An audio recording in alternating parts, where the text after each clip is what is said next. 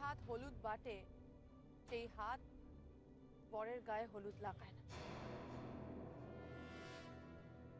তোমার যোগ্যতা হচ্ছে বাটনা বাটা, কুটনো কাটা আর লোকের ফাই ফরমাস কাটা, সেই সঙ্গে নাচ করে লোককে এন্টারটেইন করা।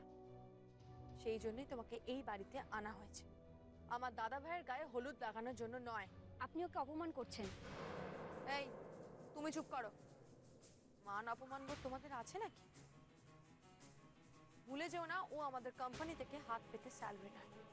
চাকর বাকরেরা দূরে থাকবে, ঘনশ্যামদা রতনদা এদের সঙ্গে থাকবে, এখানে নয়। যাও এখান থেকে। কি হলো, যাও। ও হ্যাঁ, আর একটা কথা,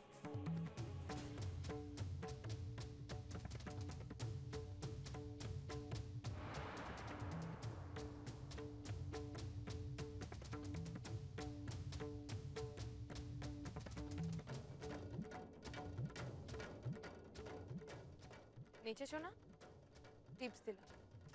আজকে তুমি আর তোমার এই তাল দল আমাদের পরিবারের সবার নাচ করে মনোরঞ্জন করেছো, তার জন্যই বকশিস দিলাম। Take it. আমরা সবাই নাচ করেছি, তাই উনি আমাদেরকে টিপ দিচ্ছেন।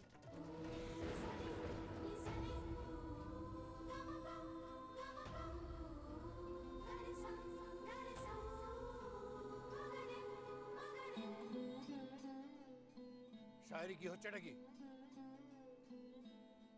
প্লিজ বড় মামা, এসব মেলি ব্যাপারে তুমি মাথা গলিও না। আর ও আমার দাদা ভাইয়ের গায়ে হলুদ লাগানোর কে? ওর কি যোগ্যতা আছে? আর ও তো এই মুখার্জি পরিবারে কেউ নয়। আর মুখার্জি বাড়ির মেয়ে বউরা কি মরে গেছে নাকি?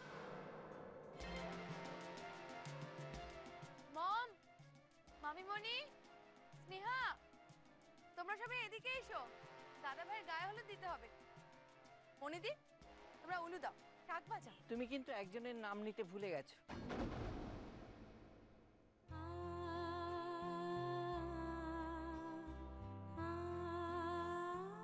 উনি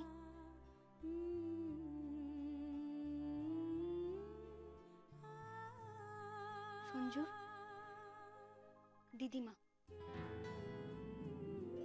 এত তাড়াতাড়ি আমার নামটা ভুলে গেলে?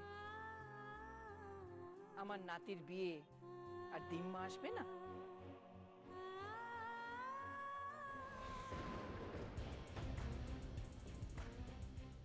কি আপনি কার অনুমতি নিয়ে এই বাড়িতে এসেছেন? আপনার সঙ্গে তো আমাদের সমস্ত সম্পর্ক চুকেই গেছে, তাহলে এই অনুষ্ঠান বাড়িতে আপনি এসেছেন কেন? কারুর অনুমতির প্রয়োজন নেই। পৃথিবীর যে কোনো দিদা তার নাতির কাছে যে কোনো সময় আসতে পারে, তার জন্যে কোনো ফোড়ের অনুমতির দরকার হয় না। শিক্ষিত ভাষা।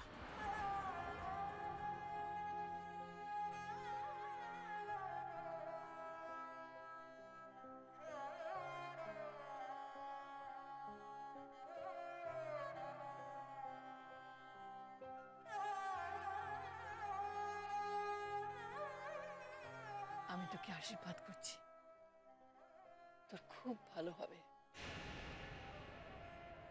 তোর মা তোকে স্বর্গ থেকে দেখছে, সেও তোকে আশীর্বাদ করছে।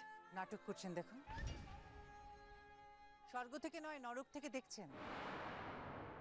প্লিজ লীলা, আজ ঝগড়াঝাটি শুরু করো না। তোমরাই ওনাকে নেমন্তন্ন করেছো। বিয়েতে নেমন্তন্ন করেছি, গায়ে হলুদে নয়।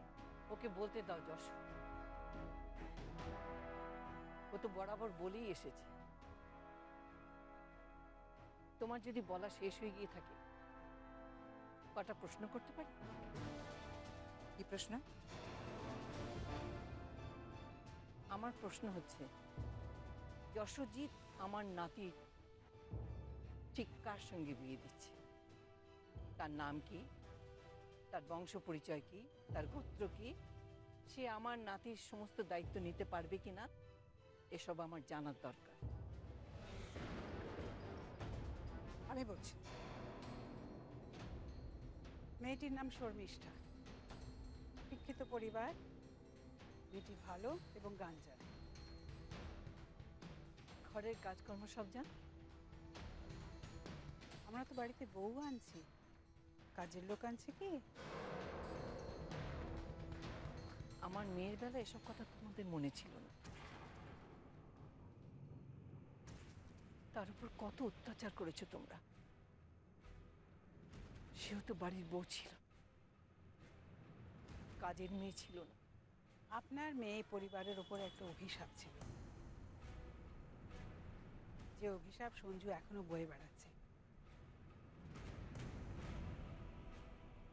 এই জন্যই ওর জন্য পাত্রী পাওয়া যায়নি।